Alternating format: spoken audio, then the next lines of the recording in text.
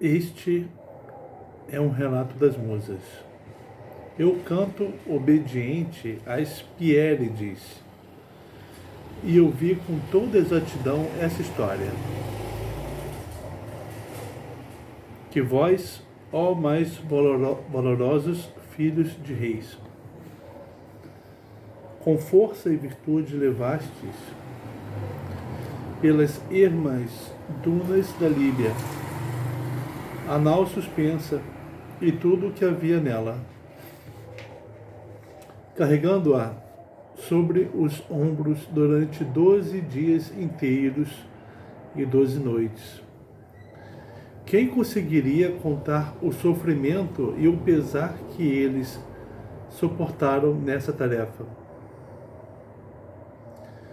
Seguramente descendiam do sangue dos imortais. Tamanho era o trabalho que cumpriram forçados pela necessidade. Bem longe adiante, assim como alegremente a carregavam até as águas do lago Tritônide, dessa forma a retiraram dos vigorosos ombros. Em seguida, semelhantes a cães raivosos, punham-se a procurar uma fonte, pois a seca sede os oprimia junto ao sofrimento e às dores.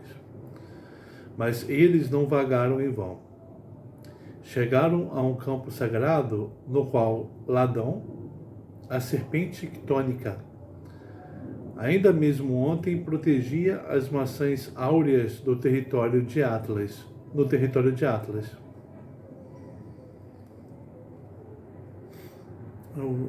Os pomos de ouro, né? Ficam perto, ficam no jardim das Hespérides. E ao redor, as ninfas Hespérides diligentemente entoavam amáveis cantos. Nesse momento, já perfurada por Heracles, ela, a serpente, então Heracles já tinha feito esse trabalho, ela estava caída perto do tronco de uma macieira e somente a ponta da cauda ainda se contorcia, mas da cabeça até a negra espinha jazia sem vida. Uma vez que as flechas deixaram em seu sangue o acerbo veneno da hidra de Lerna, as moscas ficavam ressequidas sobre as pútridas feridas. Vocês sabem que quando Heracles venceu a hidra, ele produziu com o sangue dela flechas venenosas, que ele usou para matar essa serpente que guardava as maçãs do Jardim das Hespérides. Veneno tão forte que matava até as moscas que pousavam nela. Nas cercanias, as Hespérides seguravam com argênteas mãos as loiras cabeças e emitiam um agudo lamento. Os heróis de imediato se aproximaram. Diante da repentina chegada, elas subitamente se tornaram pó e terra no mesmo local. Orfeu reconheceu o portento divino e assim as exortava com preces. Ó belas e benévolas divindades, sede propícias, soberanas, seja-se contais entre as deusas celestes, seja entre as quitônicas, seja-se vos chamais ninfas solitárias.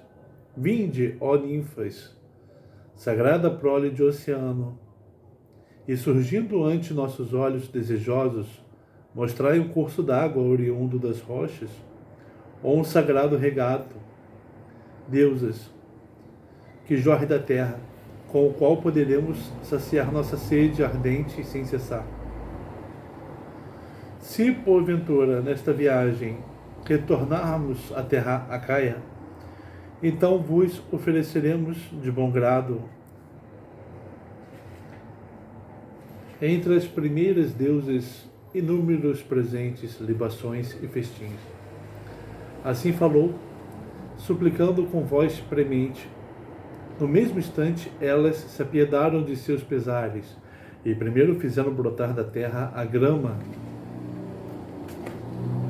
e da grama longos ramos germinavam para o alto.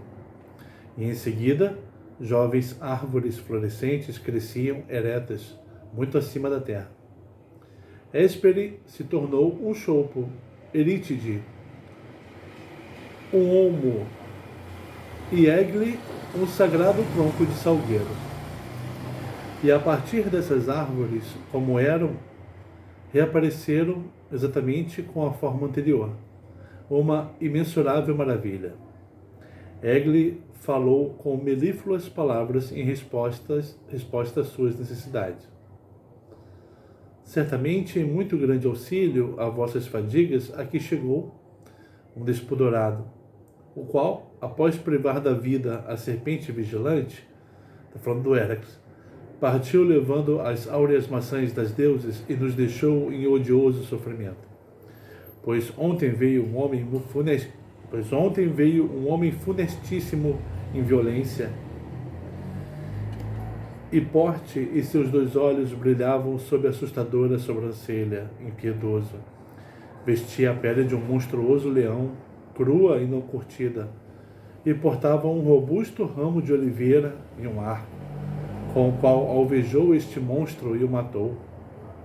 Ele veio, por fim, como quem atravessa o território a pé, com uma árida sede, e se impelia por essa região em busca de água, mas não a enxergava em parte alguma. Aqui é uma rocha situada perto do lago Tritônide. Refletindo por si só, ou por sugestão de um deus, ele a golpeou na base com o pé e a abundante água jorrou. Então, apoiando ambas as mãos e o peito no chão, bebia descomunalmente da rocha fendida, até que saciou o enorme ventre, prostrado como um animal de pasto. Assim falou, como Héracles fez para obter água. Eles, de imediato, correram jubilosos para o local onde Egle lhes havia indicado, até o alcançarem. Como quando formigas que loteiam a terra se aglomeram ao redor de uma estreita fissura, ou quando moscas se precipitam sobre uma pequena gota do doce mel, num enxame insaciavelmente ávido. Assim, então, os Minias reunidos rodeavam a fonte oriunda da rocha. E alguém, regozijando com os lábios úmidos, disse: incrível! Embora distante, Héracles salvou os companheiros que sofriam de sede. Quem dera se, percorrendo esta terra, o encontrássemos a vagar, disse. E ao se reunirem os heróis adequados a tal tarefa, cada um seguiu numa direção diferente em sua procura.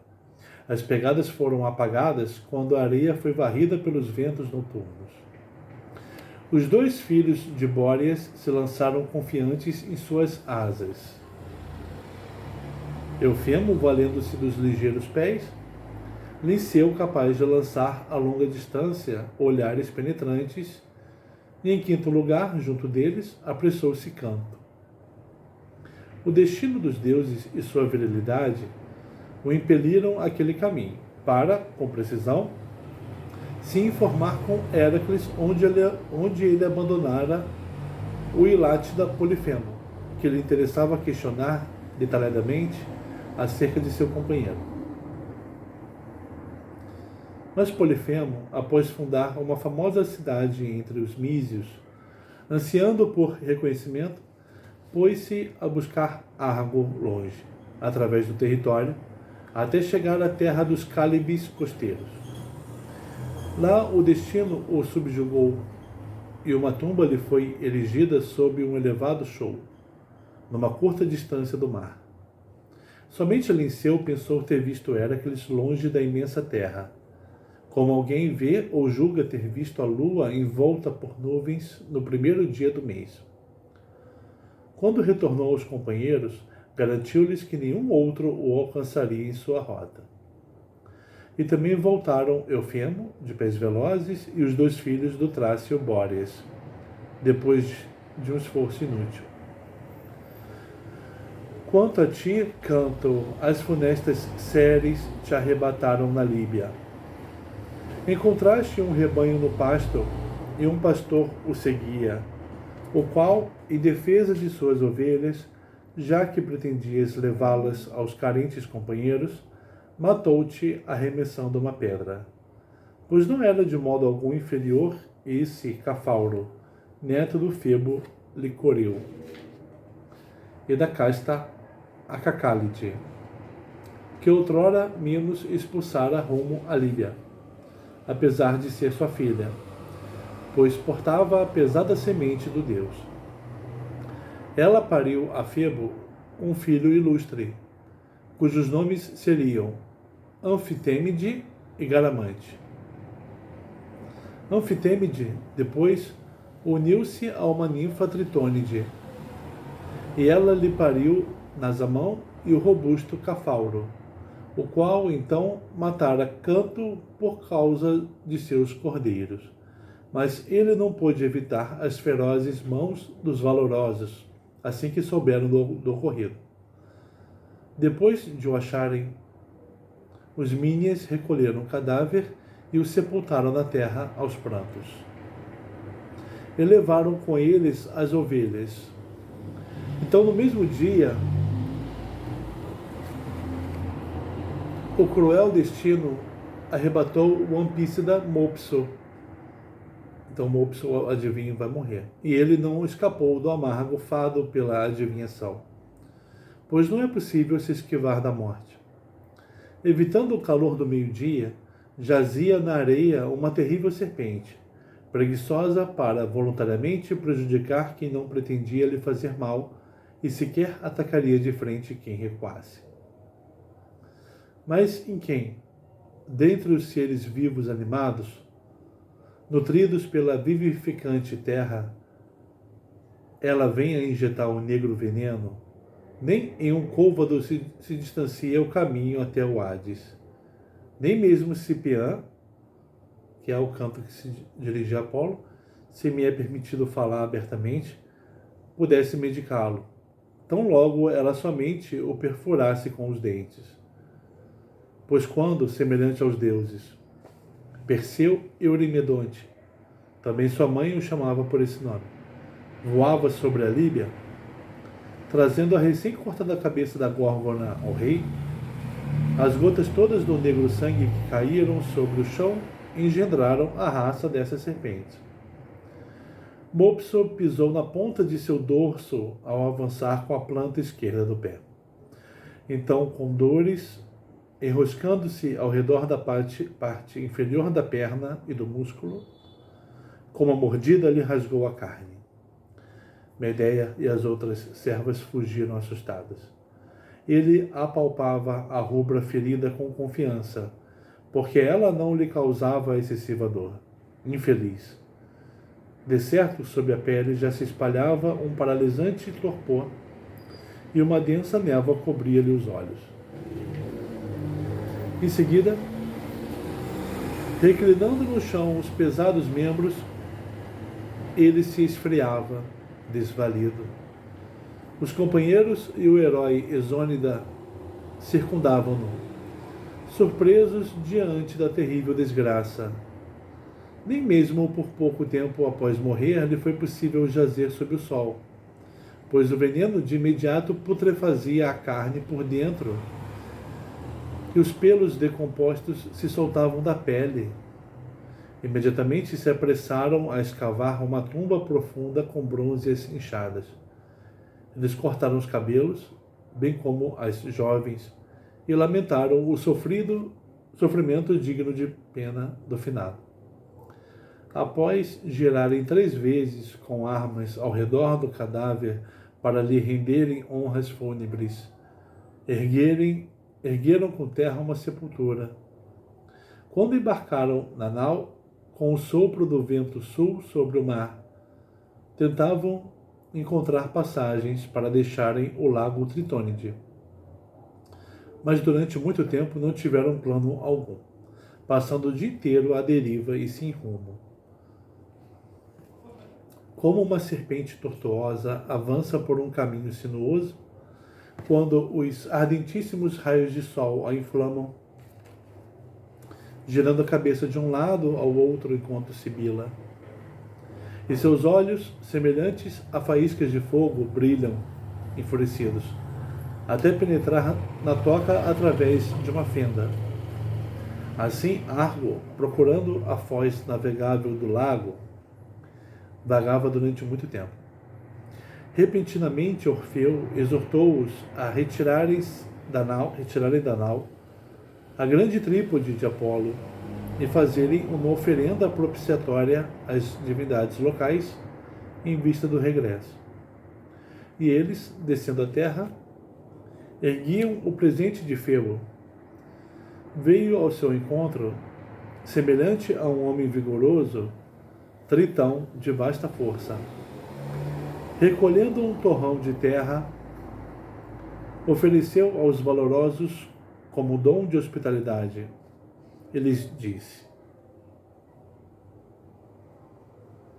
apareceu Tritão: aceitai-os, caros, já que agora não disponho aqui comigo de excelente dom de hospitalidade para conceder aos visitantes. Se buscais as passagens deste mar, como os homens costumam necessitar ao atravessarem numa terra estrangeira, dir-vos-ei: pois meu pai Poseidon me fez conhecedor deste mar, e sou o regente do litoral, caso tenhais ouvido falar, embora distantes, acerca de um certo Eurípilo, nascido na Líbia, nutriz de feras.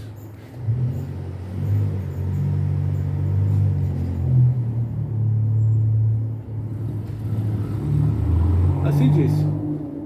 Então Tritão disse que ajudaria, e eles me perguntou sobre Eurípilo. Eufemo, de bom grado, colocou as mãos sobre o torrão e lhe disse tais palavras em resposta: se porventura, herói, tens ciência de Apis e do mar de Minos, veramente responde às nossas questões. Pois não viemos para cá por vontade própria, mas, após nos aproximarmos dos confins da terra por conta das borrascas do norte, trouxemos a nau suspensa até as águas correntes deste lago, sobrecarregados através do continente. E não sabemos por qual rota poderemos sair e alcançar a terra do Peloponeso. Assim falou.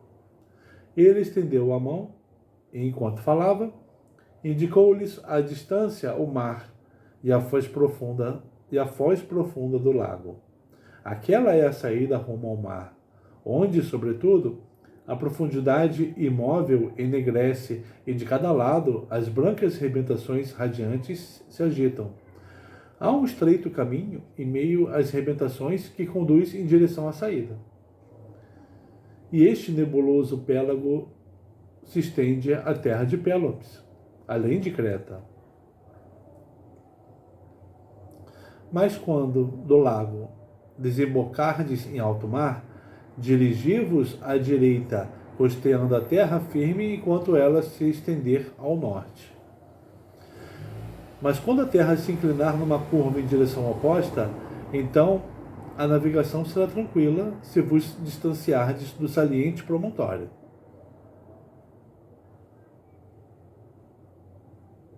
Então, quando chegarem ao alto mar, sigam pela direita, costeando a terra firme, até chegar ao norte.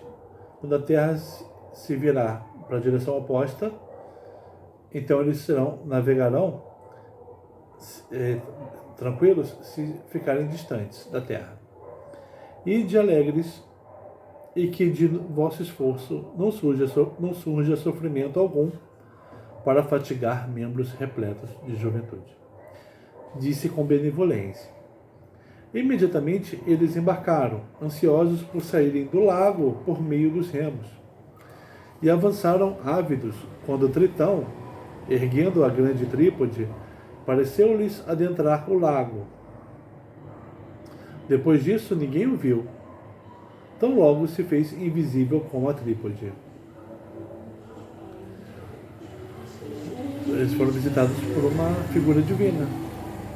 O ânimo dos heróis rejubilava, visto que um dos afortunados veio auspiciosamente a seu encontro e exortavam o Exônida a escolher a melhor de suas ovelhas, sacrificá-la e oferecer orações ao Deus. De imediato ele se apressou a selecionar e, após erguê-la, degolou-a sobre a popa, pronunciando a seguinte prece: Divindade que apareceste nos confins deste lago, se as filhas das águas marinhas te chamam Tritão, portento marinho, se te chamam Forces ou Nereu, sê propício e nos concede agradável término de nosso retorno. Assim disse, e após cortar a garganta da ovelha em meio a preces, da popa jogou-a na água. O Deus surgiu das profundezas, assumindo a aparência tal como ele realmente era.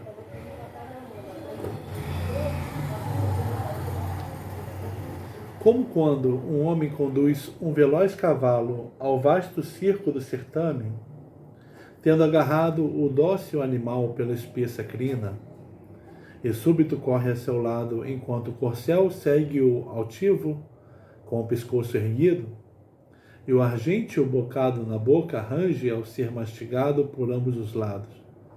Assim Tritão, controlando a quilha da côncava Argo, conduzia mar adentro. Seu aspecto, do alto da cabeça e ao redor das costas, e da cintura até o ventre, assemelhava-se de modo exato aos afortunados quanto à maravilhosa forma. Mas, sob os flancos, estendia-se uma bifurcada cauda de criatura marítima. Golpeava a superfície da água com barbatanas, que por baixo se dividiam em recurvados aguilhões símeis aos chifres da lua. Ele conduziu a nau até encaminhá-la na rota em alto mar, e prontamente mergulhou nas profundezas. Os heróis, então a gente viu o Tritão, conhecido Tritão. Os heróis soltaram um grito ao terem visto com seus olhos o inusitado portento. Ali estão o porto de Argo, os vestígios da nau e os altares para Poseidon e para Tritão, pois lá permaneceram durante esse dia. Mas de manhã, com as velas soltas, tendo à direita a mesma terra erma, avançavam sob o sopro de Zéfiro. Na manhã seguinte, avistaram ao mesmo tempo o cabo e o extenso mar que se prolongava para além dele. Repentinamente, Zéfiro arrefeceu e rompeu da popa a brisa de Noto. E com o som, o ânimo deles se rejubilou. Quando o sol se pôs e se ergueu a estrela vespertina, que traz o repouso aos fatigados lavradores, então, com a partida do vento durante a escura noite, após soltarem as velas e baixarem o longo mastro, moviam-se com força os remos polidos durante toda a noite e todo o dia, e novamente após esse dia, quando a outra noite veio. Recebeu-os a longínqua e escarpada Cárpatos. De lá, eles estavam prestes a passar por Creta, que ultrapassa as outras ilhas situadas no mar. Mas o bronze Talos, arrancando rochas de um firme promontório, impedia-os de prender as amarras em terra ao atingirem um porto de dicte para a ancoragem. Sendo o último descendente dos homens brônzeos, oriundos do Freixo, habitando entre os semideuses, o Cronida então esse Talos, né, filho de Crono e Europa. O Cronida o concedeu a Europa para ser o vigia da ilha, e 3 vezes ele contornava Creta com seus bronzes pés. Não estava deixando eles pararem em Creta. Ainda que todo o resto do corpo e dos membros fosse bronze e invulnerável, havia abaixo do tendão, no calcanhar, uma veia sanguínea. Sobre ela, uma fina membrana detinha os limites da vida e da morte. Os heróis, apesar de subjugados pela fadiga, prontamente, por temerem, afastavam com os remos a nau da terra. E míseros teriam partido para longe de Creta, abatidos por conta da sede e das dores, se Medeia não tivesse lhes falado ao se distanciarem. Escutai-me, pois creio que sozinha poderei derrotar este homem, seja ele quem for. Mesmo se todo o seu corpo for bronze, desde que não possua uma existência inesgotável. Vamos, mantende aqui a nau tranquilos, longe do alcance das rochas, até que ele recue derrotado por mim. Assim ela falou. E eles, com os remos, mantiveram a nau distante dos dardos, esperando para ver qual plano Medeia inesperadamente efetuaria. Cobrindo o rosto de ambos os lados com a prega do peplo purpúreo,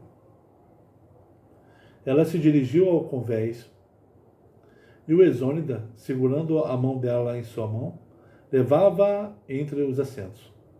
Ali, com cantos, Medeia propiciava e encantava as Ceres, devoradoras da alma, velozes cadelas do Hades, que vagando por todo o ar acossam os vivos. De joelhos, ela as invocava 3 vezes com cantos, 3 vezes com preces. E adquirindo uma mente maléfica, enfeitiçou, com olhares hostis, a visão do bronze Talos.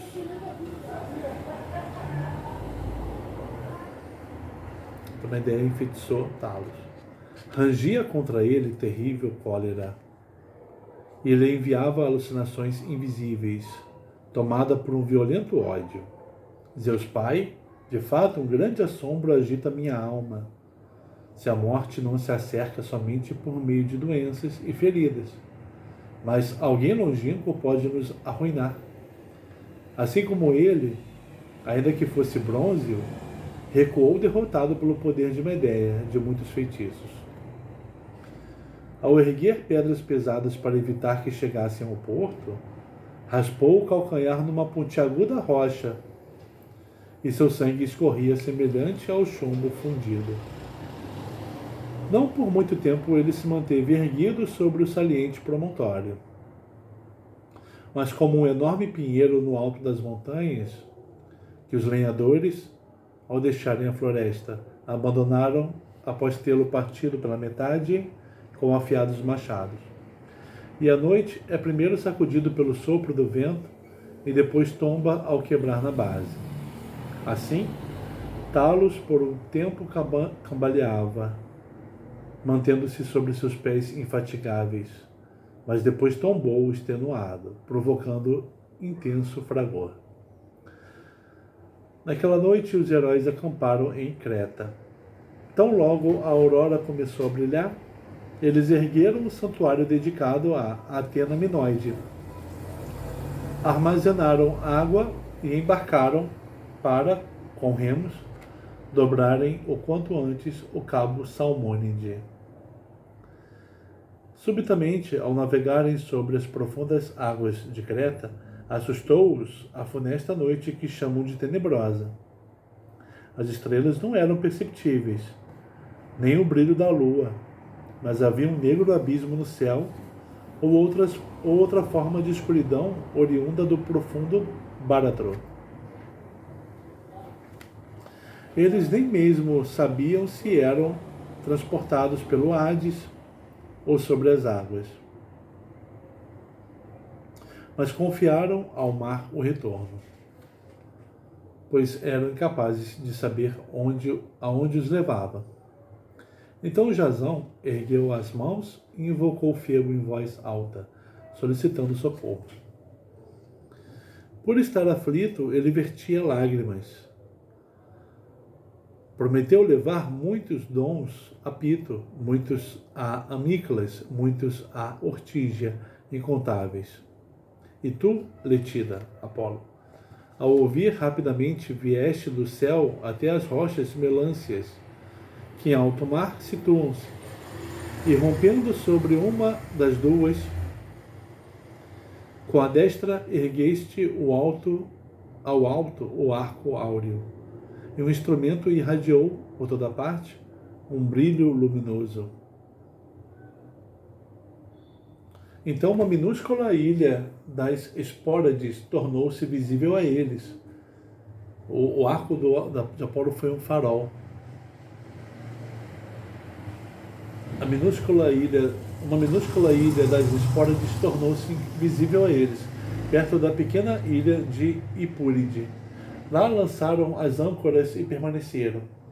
De imediato reluziu a ascendente aurora e eles construíram a Apolo, num bosque umbroso, um glorioso santuário e um sombrio altar, invocando Febo brilhante por causa do brilho perceptível. E denominaram Anafe, a escarpada ilha, porque Febo a revelou diante deles, angustiados. Sacrificaram aquilo que os homens teriam à disposição para sacrificar numa costa erma. Quando as servas feáceas de Medeia os viram vertendo água sobre o tição em brasa, não mais puderam em seguida conter a risada no peito, pois sempre no palácio de Alcino observavam abundantes sacrifícios de bois. Os heróis, divertindo-se com a zombaria, debochavam delas com palavras obscenas. Entre eles se acenderam um agradável escárnio e uma disputa difamatória. A partir daquele jogo dos heróis, as mulheres da ilha disputam de forma semelhante com os homens, quando propiciam Apolo brilhante, guardião de Anafe, com sacrifícios. Mas quando de lá soltaram os cabos com um bom tempo, Eufemo se recordou de um sonho que tivera à noite, em respeito ao glorioso filho de Maia. Pois lhe pareceu que o divino torrão, mantido na palma da mão sobre o peito, estava molhado com gotas brancas de leite, e que uma mulher surgia do torrão, embora fosse pequeno, semelhante a uma virgem.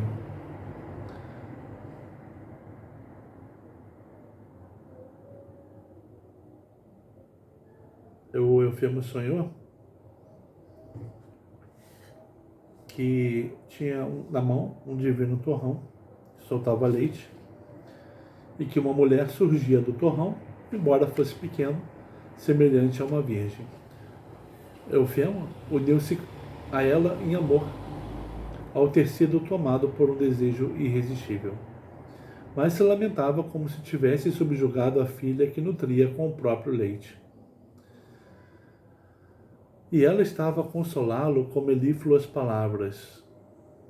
Sou da raça de Tritão, ó caro, nutriz de teus filhos, não tua filha. Pois Tritão e Líbia são meus genitores. Não me confie as virgens de Nereu.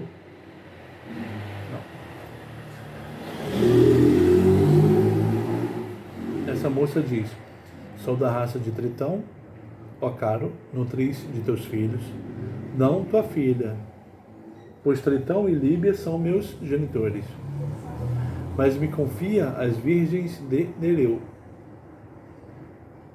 para que eu habite o mar nas proximidades de Anafe.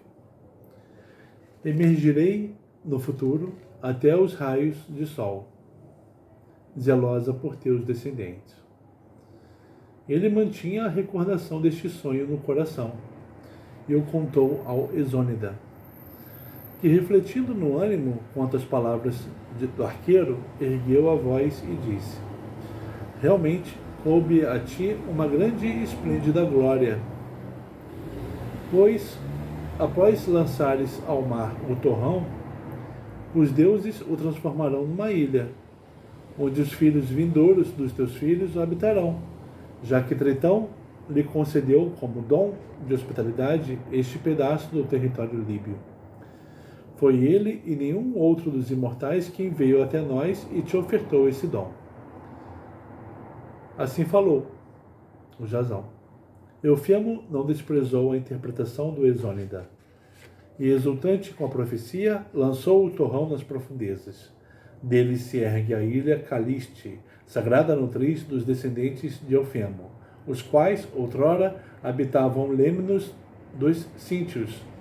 Mas, ao serem expulsos de lá pelos tirrenos, chegaram a Esparta como residentes.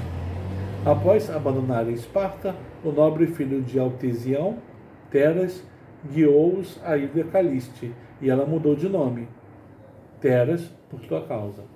Mas esses eventos aconteceram após Eufemo. De lá, rapidamente cortando a vastidão do mar, pararam na costa de Egina. Deixa eu ver o quão perto eles estão de casa. Costa de Egina.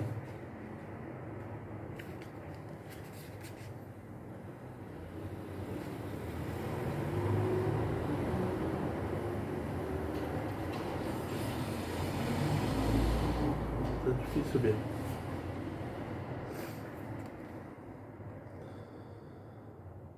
Prontamente, eles entraram numa disputa amigável para buscarem água, para verem quem a recolheria e retornaria primeiro à nau, pois ambas, a necessidade e uma brisa constante, apressava-os. Lá, ainda hoje, os filhos dos mirmidões, carregando ânforas cheias sobre os ombros, entram em disputa em busca de vitória, competindo com ágeis pés. Sede propícios, valorosos, raça de afortunados, e que estes cantos, ano após ano, sejam mais doces de cantar aos homens.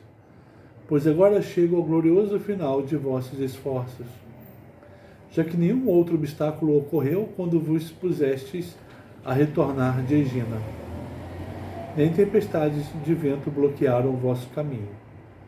Mas depois de atravessardes tranquilamente a terra Cicrópia e Áulide, por dentro da Eubéia, e as cidades lócridas de Opunte, jubilosamente desembarcastes na costa de Págasas. Termina de forma meio abrupta, né?